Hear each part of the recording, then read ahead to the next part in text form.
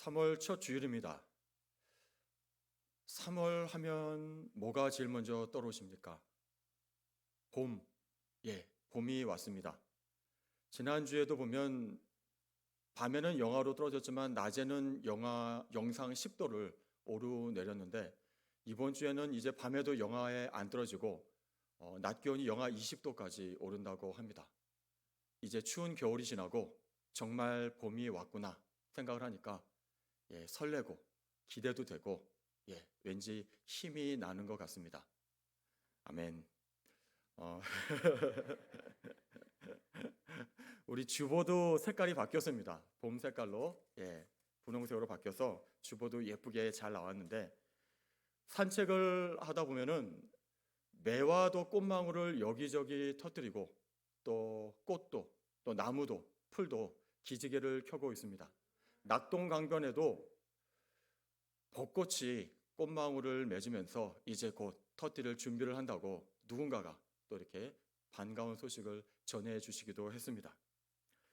조병화 시인의 해마다 봄이 되면 이런 시가 있습니다. 제가 잠깐 읽어보겠습니다. 해마다 봄이 되면 어린 시절 그분의 말씀, 땅속에서 땅 위에서 공중에서 생명을 만드는 쉼없는 작업, 지금 내가 어린 벗에게 다시 하는 말이 항상 봄처럼 부지런해라. 해마다 봄이 되면 어린 시절 그분의 말씀, 항상 봄처럼 꿈을 지녀라. 보이는 곳에서 보이지 않는 곳에서 생명을 생명답게 키우는 꿈, 봄은 피어나는 가슴, 지금 내가 어린 벗에게 다시 하는 말이 항상 봄처럼 꿈을 지녀라. 오, 해마다 봄이 되면 어린 시절 그분의 말씀, 항상 봄처럼 새로워라. 나뭇가지에서 물 위에서 뚝에서 솟는 대지의 눈, 지금 내가 어린 벗에게 다시 하는 말이 항상 봄처럼 새로워라. 이 시를 읽다가 나도 이제 새 봄을 맞이하면서 추위에 그동안 몸을 움츠리면서 게을렀는데 훌훌 털어버리고 이제 다시 부지런해지자. 또 보이는 곳에서 보이지 않는 곳에서 봄이 새 생명을 싹 틔우면서 봄의 꿈을 이루어 가듯이 나도 생명을 키우는 그 꿈을 키워보자. 또 나뭇가지에서 물 위에서 뚝 위에서 새 생명이 솟아나듯이 나도 이제 새로워졌으면 좋겠다. 새로운 모습으로 솟아오르면 좋겠다. 이런 소망과 다짐을 해보았습니다. 그리고서 생각이 든 게 어디서부터 시작해야 되나? 뭘부터 해야 되나? 이런 생각을 하다가 결국은 말씀으로 돌아가게 되었습니다. 그 말씀이 오늘 시편 3편 말씀입니다. 이 시편 3편의 표제어, 제목을 보면 이렇게 되어 있습니다. 다윗이 그의 아들 압살롬을 피할 때 지은 시. 그런데 이 말씀이 봄과 무슨 상관이 있을까요? 먼저 1절 말씀을 보겠습니다. 여호와여, 나의 대적이 어찌 그리 많은지요. 일어나 나를 치는 자가 많으니이다. 지금 다윗이 너무나 힘든 가운데 있습니다. 아까 읽었던 표제어를 봐도 알 수가 있듯이 다윗이 지금 다른 사람도 아닌 자기 아들이 자기의 목을 향해 칼을 겨누고 있어서 지금 피해서 도망가는 상황입니다. 우리는 다윗의 전반기 인생을 잘 알고 있습니다. 장인인 사울 왕에게 쫓겨서 10여 년 이상을 피해 다녔습니다. 도망 다녔습니다. 그 후에 왕이 되어서는 수많은 전쟁에 참여하면서 대적들과 혈투를 벌여야 했습니다.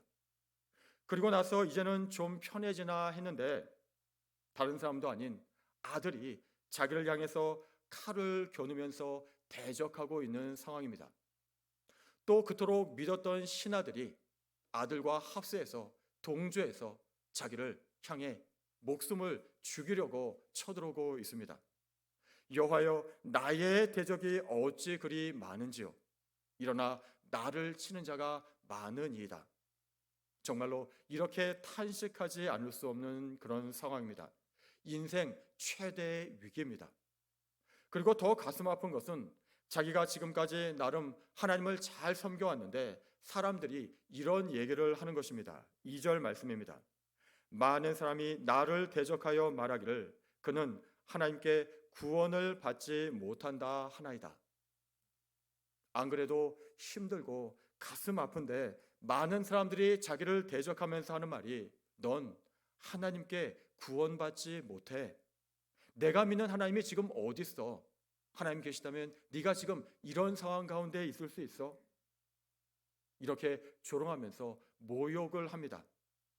대표적인 것이 사울 가문에 있었던 지도자 시므이의 저주와 욕설입니다. 넌 하나님께 구원받지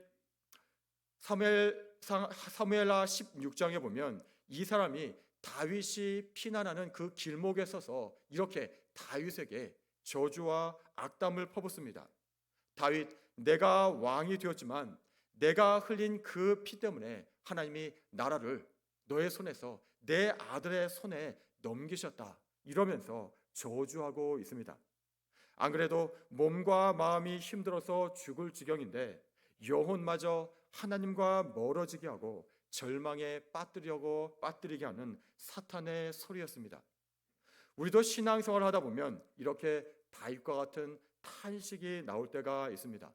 하나님, 왜 이렇게 일이 안 풀릴까요? 왜 이렇게 나를 미워하는 사람, 나를 힘들게 하는 사람이 많습니까? 하나님, 왜 나에게 지금 이런 일이 벌어지고 있습니까? 도대체 뭐가 문제입니까? 물론 다윗이 고난당한 것은 자신이 지었던 죄 때문입니다. 충신 우리아의 아내를 범하고 또 그 충신을 전쟁터에 내몰아 죽게 만들었습니다.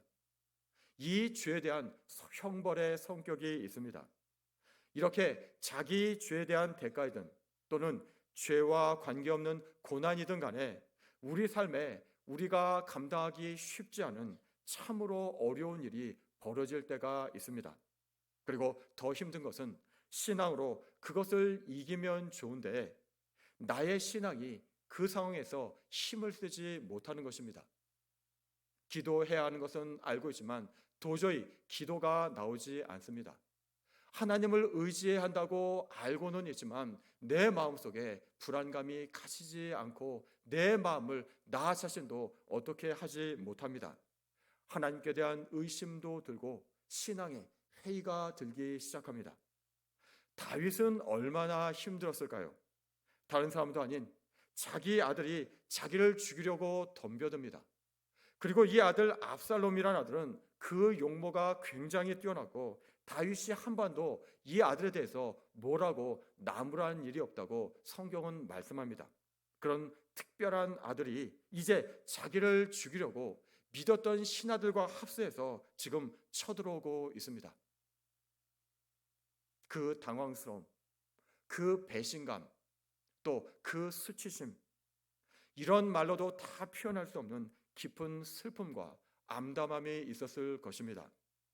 사무엘하 15장을 보면 다윗이 왕궁을 포기하고 피난길을 떠나게 됩니다. 15장 30절 말씀을 보면 다윗이 도망할 때 그 머리를 가리고 또 맨발로 울며 갔다고 표현하고 있습니다. 그와 함께 가는 모든 백성들도 똑같은 모습으로 피난길을 떠났다고 말씀하고 있습니다. 정말로 힘이 빠지고 아무 의욕이 없었을 것입니다. 살고 싶지 않았을 것입니다. 아들이 아버지의 목에 칼을 겨눈다고 아버지도 똑같이 아들의 목에 칼을 겨눌 수는 없습니다. 어디서부터 뭘 어떻게 할지를 몰라 일단은 몸부터 피하고 보았지만 정말 그 마음은 참담하기 그지 없었을 것입니다. 그런데 다윗이 이 위기를 어떻게 극복을 했습니까? 3절 말씀입니다. 여호와여, 주는 나의 방패시오 나의 영광이시오 나의 머리를 드시는 자이시니이다. 하나님께 부르짖었습니다. 하나님을 붙들었습니다. 지금까지 하나님께서 자기에게 베풀으신 그 은혜들을 기억하면서 그동안 하나님은 나의 방패가 되어 주셨다. 내가 예전에 목동 생활을 할 때 그 미천한 자리에서 나의 머리를 들게 하시고 여기 이 왕의 자리까지, 이 영광의 자리까지 높여 주셨다. 이렇게 고백을 하고 있습니다. 그 결과 어떤 일이 일어났습니까? 4절 말씀입니다. 내가 나의 목소리로 여호와께 부르짖으니 그의 성산에서 응답하시는도다. 하나님께서 응답하셨다고 말씀을 합니다. 헬라어 원문을 보면 시제가 과거 사실에 대한 회상으로 쓰여져 있습니다. 과거에도 비슷한 상황에서 내가 하나님께 간구해서 응답받은 일이 있었기 때문에 지금도 하나님께서는 반드시 응답하실 것이라는 확신을 갖고 있는 것입니다. 특별히 다윗은 하나님께 받은 약속의 말씀이 있었습니다.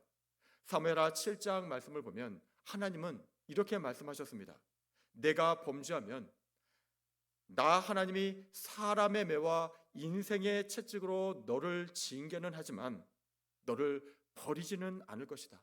내 왕위가 영원히 견고할 것이다. 이렇게 약속을 해 주셨습니다. 다윗은 이 약속을 기억하고 있었고 이 약속을 믿는 믿음이 있었습니다. 그래서 이 위기 상황에서도 특별히 정말 배신감 때문에 속에 있는 울분 때문에 도저히 잠을 잘 수 없는 그런 형편인데도 불구하고 누워서 잘 자고 깨어 일어난다고 고백을 하고 있습니다. 5절 말씀입니다. 내가 누워 자고 깨었으니 여호와께서 나를 붙드심이로다. 하나님께서 붙들어 주셨기 때문에 내가 이 상황에서도 누워서 잘 수가 있었고 또 깨어날 수가 있었다고 고백을 하고 있습니다. 이 구원의 확신은 6절의 고백까지 나아갑니다. 천만인이 나를 애워싸 진친다 해도 나는 두려워하지 아니하리다.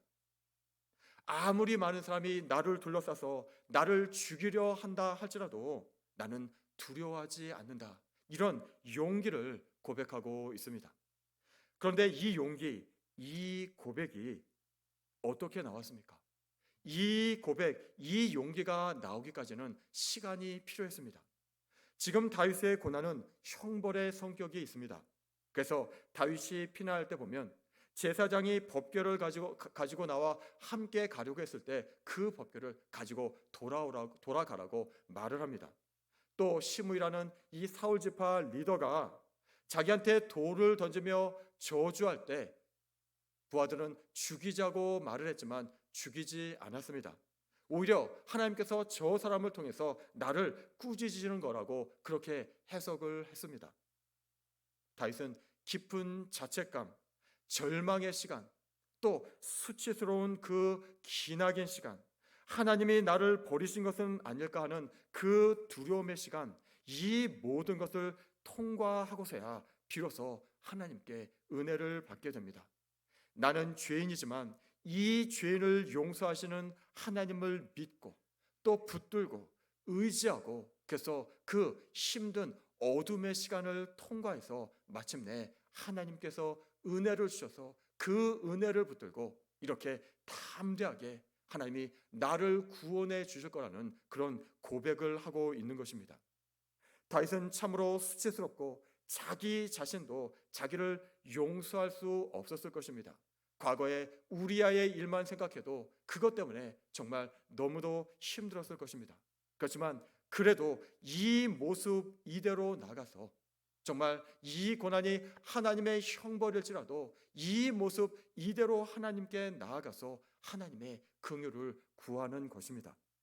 그 깊은 고독의 시간, 하나님을 붙들고 믿음으로 씨름하면서 결국은 그 하나님 안에서 용서의 확신, 구원의 확신을 얻고서 지금 다시금 힘을 내면서 이렇게 고백을 하고 있는 것입니다. 우리의 구원도 그렇습니다. 자격이 있어서 우리가 구원받은 것이 아닙니다. 내가 지금까지 알게 모르게 저지른 그 죄악들, 또 더럽고 그 수치스러운 그 생각들을 만일 하나님께서 이 자리에서 이 PPT에 띄워가지고 다 보여주신다면 여기에 태연하게 그것을 보면서 앉아있을 사람이 누가 있겠습니까? 아마도 창피해서 밖으로 나가든지 아니면 자리 밑에 의자 밑에 숨어서 용서를 구하는 회개의 기도를 하든지 할 것입니다. 그런데 하나님께서는 그런 우리를 구원해 주셨습니다. 하나님의 자녀로 삼아 주셨습니다. 내 아들이라고 하십니다. 내 딸이라고 불러 주십니다. 얼마나 감사하고 얼마나 송구스러운 일인지 모릅니다. 내가 한 것이 없습니다.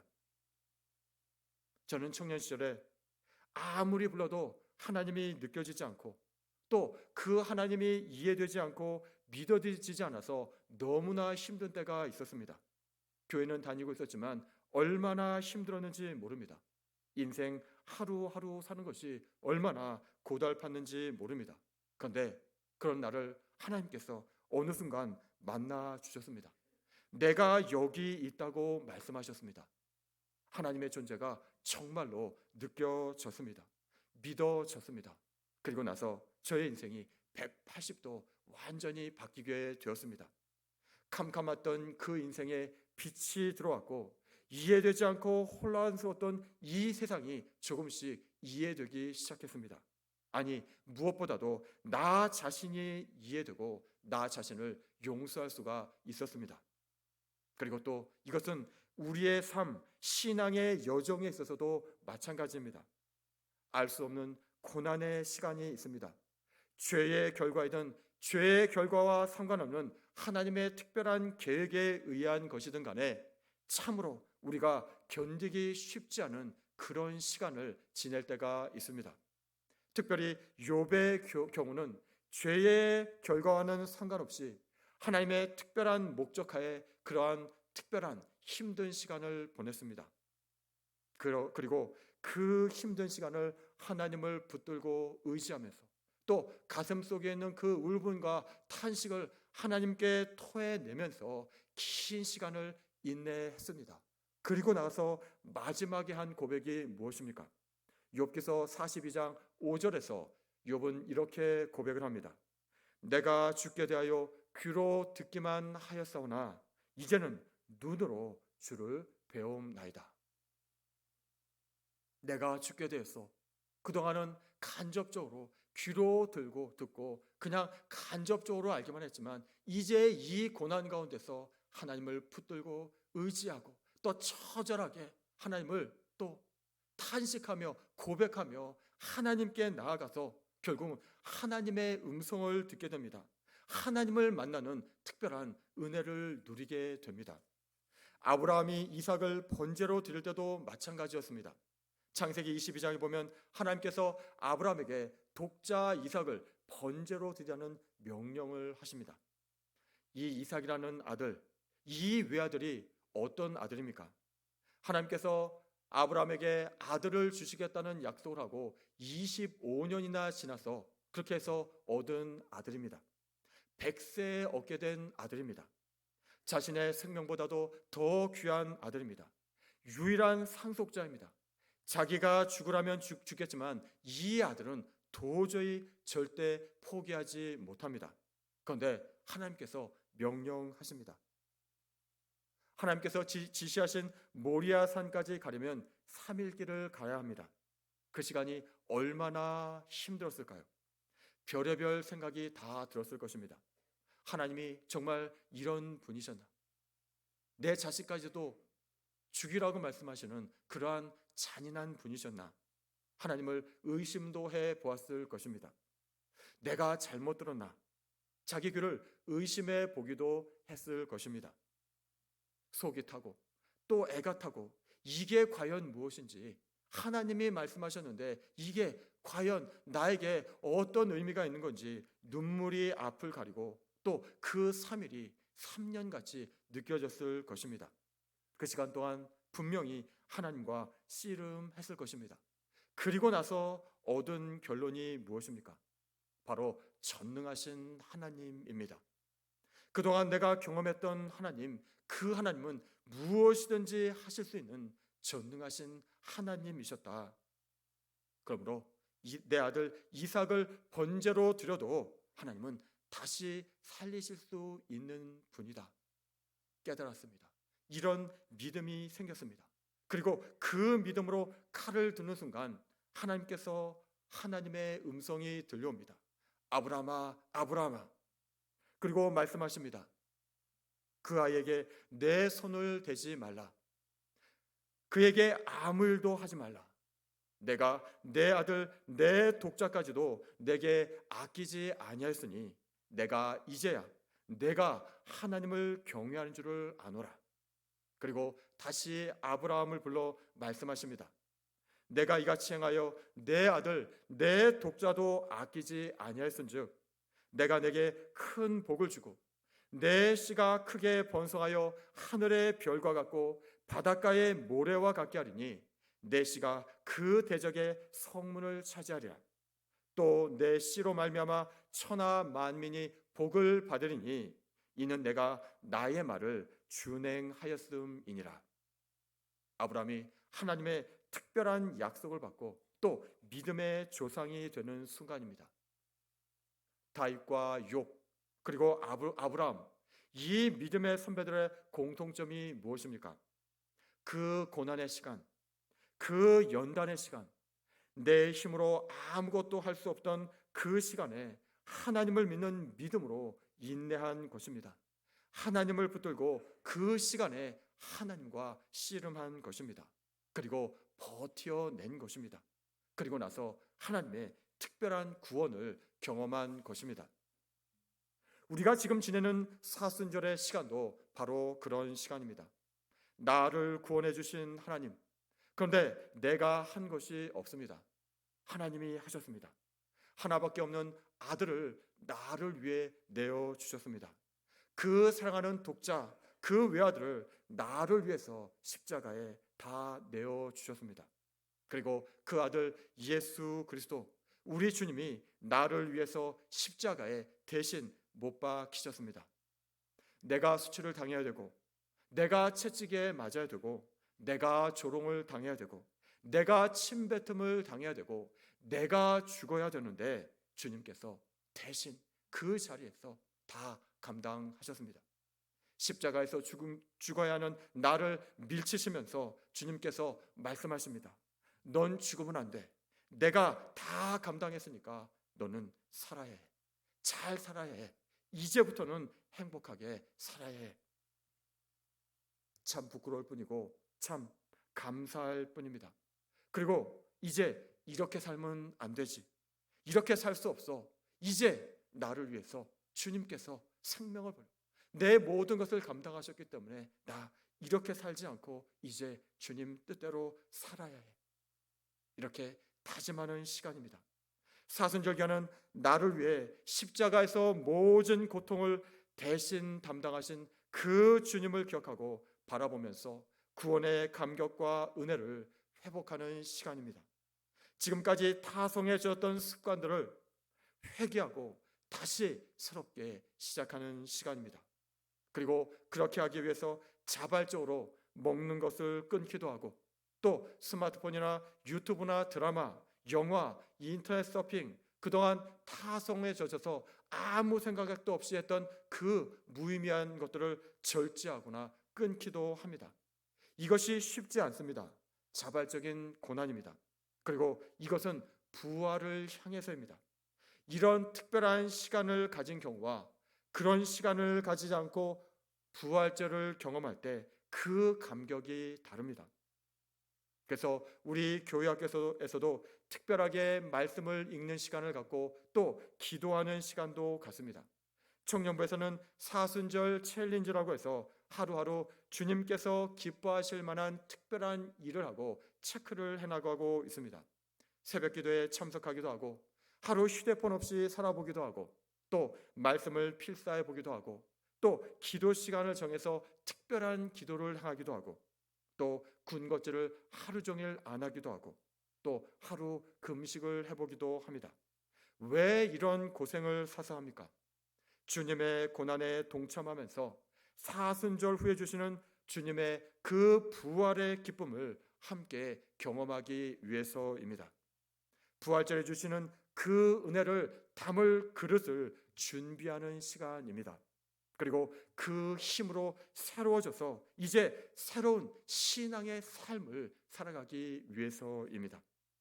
사순절 기간 동안 특별한 경건의 시간을 가져보시기 바랍니다. 깊은 기도의 시간, 또 금식을 하면서 기도해보는 시간, 또 작정 기도의 시간, 철야 기도, 또 새벽 기도, 일정 기간에 계속적으로 시간을 정해서 하는 정시 기도, 또 말씀을 읽으면서 도전해 보시기도 하시기 바랍니다. 신구약 일독을 하거나 신약 성경만이라도 일독을 하거나 아니면 성경을 필사하면서 하나님의 말씀이 나의 삶으로 스며들어올 수 있도록 그렇게 특별한 경건의 시간을 가져보시기 바랍니다. 우리가 봄이 반가운 이유가 무엇입니까? 기나긴 추운 겨울을 인내하고 버틴 결과입니다. 겨울이 길고 춥고 혹독할수록 맞이하는 그 봄의 온기, 향기, 또 생기, 또 그 활기가 다릅니다.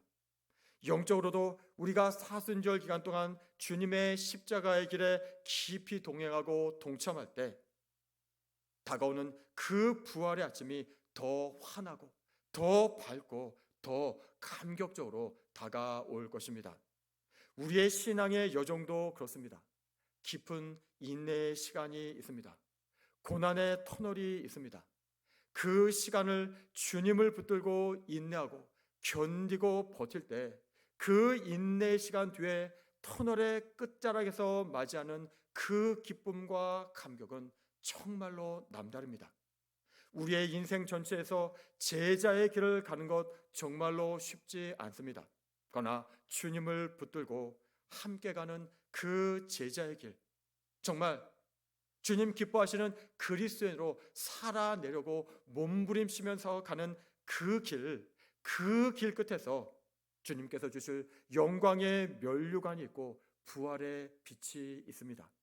우리가 매년 사순절과 부활절을 경험하면서 바로 이러한 진리를 미리 경험하고 연습하는 것입니다. 오늘 말씀 8절에서 하나님께서 다윗의 입을 통해서 이렇게 말씀합니다. 구원은 여호와께 있사오니 주의 복을 주의 백성에게 내리소서. 구원은 여호와께 있사오니 주의 복을 주의 백성에게 내리소서. 오직 구원은 하나님께만 있습니다. 그 구원을 날마다 경험하시기 바랍니다. 깊은 인내와 또 연단의 수고를 거쳐서 주님께서 주시는 그 복을 많이 누리시기 바랍니다.